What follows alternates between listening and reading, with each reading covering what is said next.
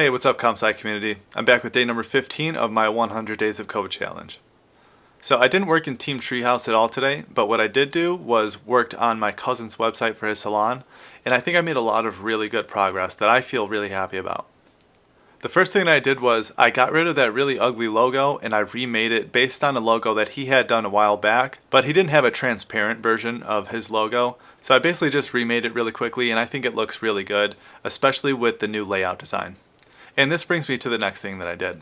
I chose a new image for the hero section, and I think it looks a lot better. It's much more scalable, it looks good on various viewports, whether on mobile, on a tablet, or on a desktop.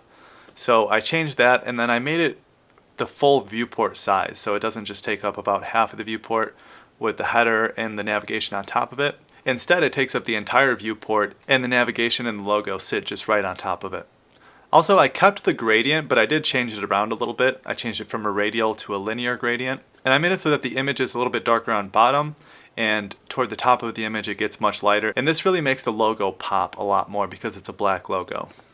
I also changed the menu up a little bit from a row that sits beneath the logo to a column that sits on the bottom left hand side.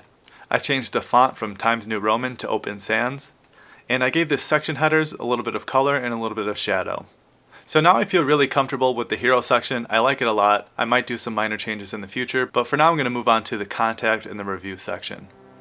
So that's really it for today. Thank you guys for tuning in. Be sure to give this video a like and subscribe if you want to see more of these, and I'll see you tomorrow. Take care.